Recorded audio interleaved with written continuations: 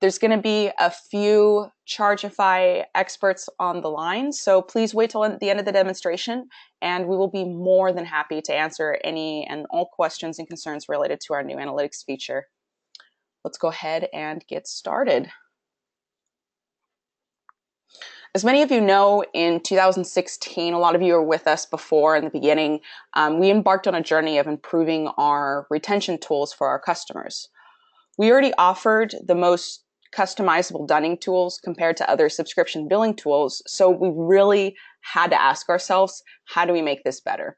To add another layer to the complexity, we wanted to provide insights to arm our merchants with the ability to make smarter choices regarding their dunning strategy.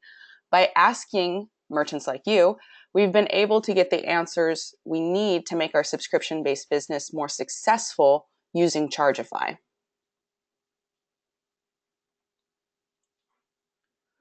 Introducing the revenue retention analytics. So finally, we can equip customers with the necessary tools needed for successful retention. This is a strategy that's aimed at maximizing recovered revenue. Reduce churn and keep your customers happy, whether that's through communication or providing a path that guides your end users to renew. You can now deep dive into your dunning strategy to see who is at risk, who is a customer, when a customer churns, when a customer is retained, etc. So let's talk a little bit first about what features led into the analytics launch, but also the features that had a hand in creating these revenue retention data points as well. So a lot of these analytics weren't possible with some of the features that we've released recently. It's been a really long road offering the most customizable and flexible dunning feature offered by recurring billing providers. First, we introduced the customizable dunning features last year. So this is the ability to set the days at which we're going to renew the customer. In the past, it was automatically every 24 hours, and there was no way around that. But we changed that so that when your credit card provider is receiving all those declines, that's a way to reduce that, reduce your payment gateway fees, etc. So merchants were really happy about that. Then we also brought in our pre-configured dunning strategies back in September. Our director of customer success, Suzanne, spent a lot of time digging into the analytics surrounding successful dunning strategies that our merchants had in place, and that's what these are based off of. They're not just canned responses that we pulled out of thin air. These are successful dunning strategies that customers have in place today. And then in October, we gave you even more control over the end user experience by adding HTML customizable dunning emails. So these are very powerful on the left-hand side. Everybody knows what this is. This is a view into the HTML emails. Left-hand side is your code, and the right-hand side is what your customer would see. Very pretty email, if I do say so myself. Adding analytics to this list combines all of these features into a readable insight into what happens when they hit dunning. Now at last we're able to see where your money is running off to, where it's being lost, and at which stages. There's no need to track down the complicated reports to get the answer. Missing just one of these important features makes dunning a lot less effective. That's why we're the best at the industry at handling past due accounts and offer the most control over what happens at specific points in your dunning cycle. You now have the freedom to follow the money. Let's begin at where to find these analytics in your site. So let's get inside the account right now. I have one of my demonstration accounts pulled up. Everybody knows how to get inside their site. So once you reach your site, we're going to go over to the Analytics tab. And once we're in the Analytics tab, we have a couple options. So you want to select the Revenue Retention option up in the upper left corner. And then we have a breakthrough of all of our analytical data. As I scroll down here, I'll cover all of these and what these mean. All of this data can be sorted by the date. So if you wanted to sort by a specific day, a week, a month, a quarter, or if you wanted to do that down to the frequency, you can too as well. These graphs will change when you select that frequency and the date. So when you filter, I'll just give you an example. Let's go down to the quarter, and instantly this table changes. So whether you are a customer success VP, maybe you're a financial analysis, or you're a CEO, and you just want a better handle on specific sets of data surrounding your dunning, you can find what you want with ease. Transparent data is, again, broken down by that month, day, week, and quarter. So let's take a look at what this chart essentially means. We've got a little key right here at the bottom. The newly in dunning is revenue at risk that's caused by customers ending the dunning cycle. So this can be at any point for any past due reason. That's essentially going from active to past due. They failed payment, their credit card failed for whatever reason, and they're newly in dunning.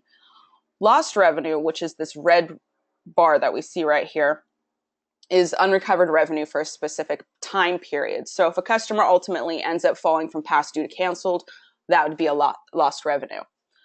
Recovered revenue is the at-risk revenue that was recovered successfully. So that's nice. That's this nice little green graph that we like to see right here.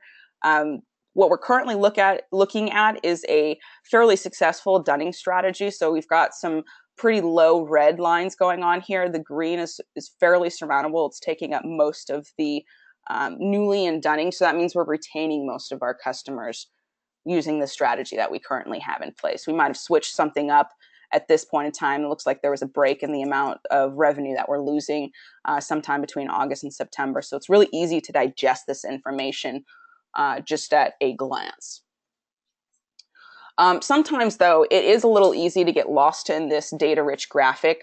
So if we pull, something up by the last year, or all time, it's a little harder to get into the nitty-gritty of, okay, why did I retain all my customers here, and then the next month I lost more revenue in the month of October? So we have what's called the Dunning efficiency table, and this is the purpose of this table is to see where the majority of your revenue is being recovered.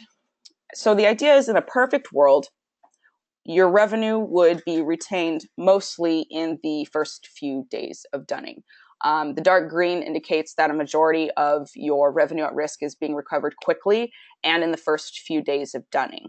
So, for example, if we have a bunch of zeros going on in the past the 14 days, that means this dunning strategy is no longer actively retaining customers in these days, and maybe we need to look at something to change that.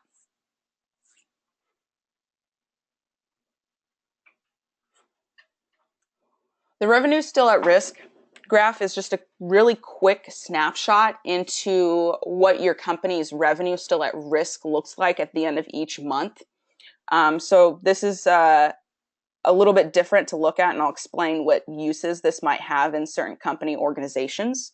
But again, this is just a snapshot at the end of a specific month. How much revenue did I still have at risk at that day? And then with the customers in dunning, what this is, allows you to see a complete list of customers currently in dunning. If you want to go a little bit deeper, you can click on any customer's name and their subscription will be brought up. This in itself is extremely powerful. This is essentially giving your team the tools that's needed to quickly and efficiently reach out, communicate, provide next steps to these at-risk customers. So if they wanted to, they could just quickly go into their Chargify account, start looking at these customers. This would be really easy to look at because I've only got a couple right now. And then go into the customer details, pull up their phone number, and then reach out to them. Now, at this time, this report is not exportable. We've already had some requests to have this export just ready at a click of a button right here. Right now it's not, but what you can always do is you can go into your subscriptions tab. And if you wanted to filter subscriptions based off of what's past due, then you can create a list of customers that are in the past due state. So like I said, at this time, this specific report is not exportable, but you can export this data in the subscriptions tab. Now, this is a lot of data, but what does this mean for your retention strategy? Now that you're armed with the insights and tools to create a successful dunning strategy, over time, you'll see recovered revenue increase under revenue retention. So, like I said, over time, you'll see this red bar start to go down and the green bar start to go up. That's the indicator of a healthy retention strategy. For example, if you increase your Dunning strategy by 5 days and notice that no clients are being saved in a 5-day increased window, that means your change is not impactful enough. So if we're simply just extending the cycle in which we're charging our customers, so let's just say we have a 10-day Dunning cycle and we choose to extend that by 15 days. In the 11th or 12th or final 15th retry, however you have it set up, if we're not retaining any customers within those days, you didn't make a change that is going to be worthwhile to your customers. Maybe we need to change the emails that are being sent out. So on a flip of a coin, if you were to change the content of your Dunning emails and suddenly there are more accounts saved early on, less accounts making it into the final days of Dunning, in that case, chances are you've done the right move to retain your customers early on in the Dunning cycle. For the revenue at risk, there's a couple reasons that you can utilize this data. One reason could be if you have a team of customer success management agents working very closely with your customers. One indicator that you can use, or health score you can use for your team, is this revenue still at risk. So if your goal is to make sure that customers are not making it into that past due state, that unhealthy yellow state that your customer success agents know so well, you'll know that this number will start to go down. So if your customer success agents are being proactive, they're talking to your customers, they're happy with their product, they're hands-on, we know that they're not going into a past due state, they're staying green, they're staying active, they're staying healthy, less customers are going to be going into the revenue still at risk. So this is sort of a snapshot into how well your customer basis is doing. Overall, how many customers are on average going into this Dunning cycle at the end of the month. So you can use that as sort of a health scorecard, if you will, to what your customers are, when your customers or if your customers are going into that past due state. So I know that's really short. I try to give you guys some examples, but like I said, I will follow up a little bit more with everyone at the end of the demonstration to go over some additional resources.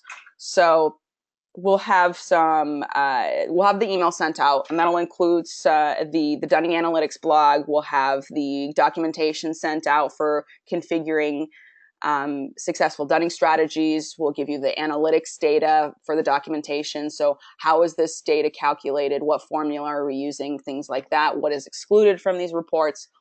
All of that good stuff. We'll follow up with you, and we'll give you all of those resources.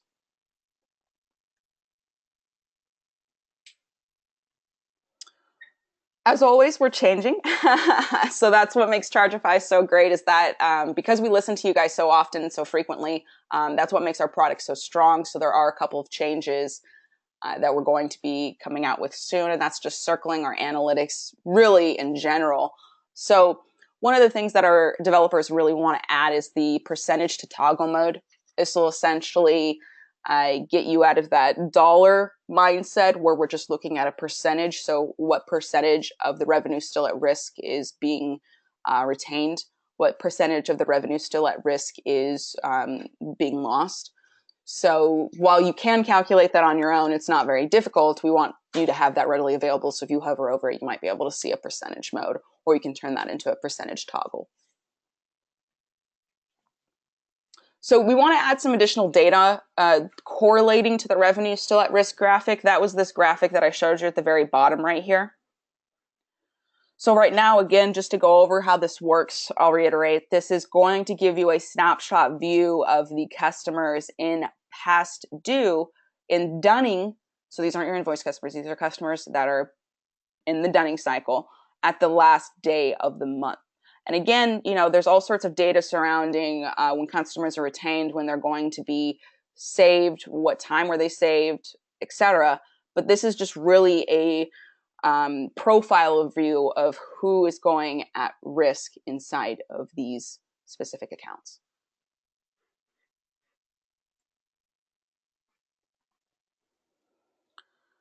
We're also going to be adding some improvements across all the analytics features. So there's a couple of things that are a little bit too early to talk about yet, but when we start adding more improvements in our analytics, that'll give us more velocity with our revenue retention analytics, and it'll allow us to mold the data a little bit better. So there are some additional features that we want to add in our revenue retention analytics that can't be done without adding some more interesting layers inside of our MRR analytics first. So we're going to be adding that soon as well. And as always, feedback is encouraged. We can't do any of this without you guys. So we really need to hear from you. If you want to send us a quick feedback email on the automated email that's being sent out, that'll be sent directly to me. I would love to hear about these analytics. If you want to write in directly support, you can do so as well. The point is just to get a read on how you guys feel about all of this. What do you need to see? Does this work for your business?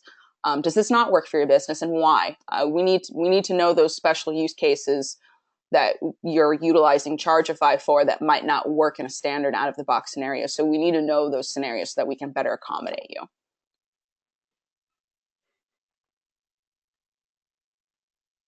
I don't have an ETA on any of these things right now. So just we'll keep you posted. We'll send you out our emails. We communicate you like we always do. So you'll expect you can definitely expect some of these features to come out sometime in the next couple of months or so. And that's it. I'm going to open it up to questions for now. I already see a lot of questions rolling in, which is fantastic. I love to hear questions, but let's get right into it.